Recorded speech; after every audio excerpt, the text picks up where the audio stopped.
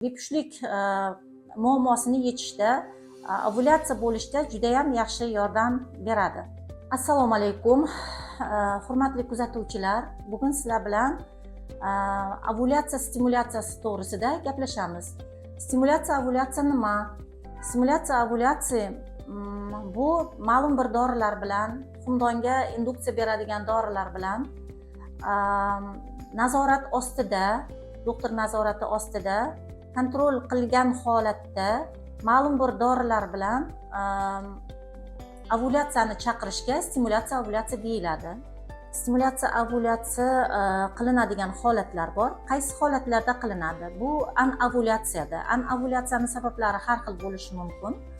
Bu gipergonadotropniy яичниковой недостаточность, gipogonadotropniy яичниковой недостаточность, giperprolaktinemiya holatlari, polikistoz, sindrom polikistozных яичников yoki bo'lmasam idiopatическое бесплодие deymiz, sababi aniqlanmagan bepushtlik yoki bo'lmasam eko amaliyotini bajarishda ham yoki bo'lmasam kontrol qilingan ovulyator stimulyatsiya ovulyatsiyadan foydalanamiz. Stimulyatsiya ovulyatsiyaga qarshi ko'rsatmalar bor. Qaysi holatlarda stimulyatsiya ovulyatsiya qilinmaydi? Agar xumdon zaxirasi juda ham past bo'lganda yoki trubalar yopiq bo'lganda, jinsiy a'zolarda qandaydir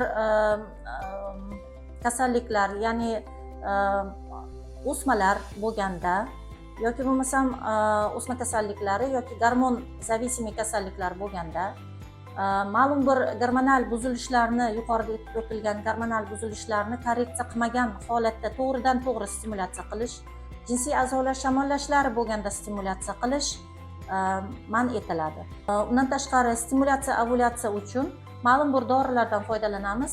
Qaysi kasallik ekanligi, gormonal buzilishni yoki bepushtlikni, anovulyatsiyani sababi nimaligiga qarab ma'lum bir dorilardan foydalanamiz. Dorilarning ham narxlari har xil, qo'llash usullari ham qulaydan to noqulaygacha bo'lishi mumkin.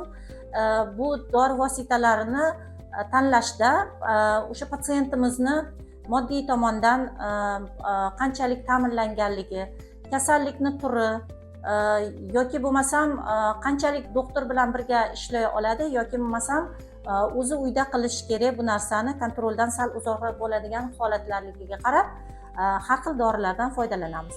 Stimulyatsiya 4 xil protokol asosida olib boriladi. Ultrakorotkий deymiz, juda qisqa muddatda, yoki bo'lmasam qisqa protokol, yoki bo'lmasam normalniy menstrualniy siklga podgonyat qilib ishlashimiz mumkin, yoki bo'lmasam длинный protokolda ishlaymiz. Длинный protokol ko'pincha sindrom polikistozda qo'llaniladi, чтобы giperstimulyatsiya bo'lmasligi uchun.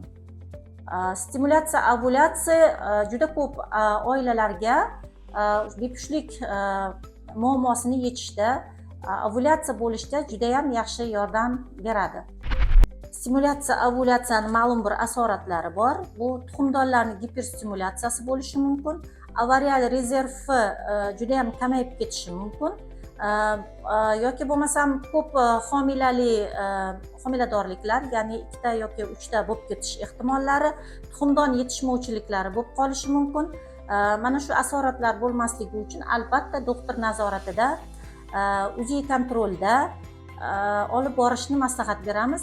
Agar sizda ham bepushtlik yoki bo'lmasam ovulyatsiya bo'lmaslik va ovulyatsiya bo'lmasligiga olib keladigan yuqorida ta'kidlangan ba'zi bir muammolar bo'ladigan bo'lsa, Darmon servis klinikasiga murojaat qilishingiz mumkin.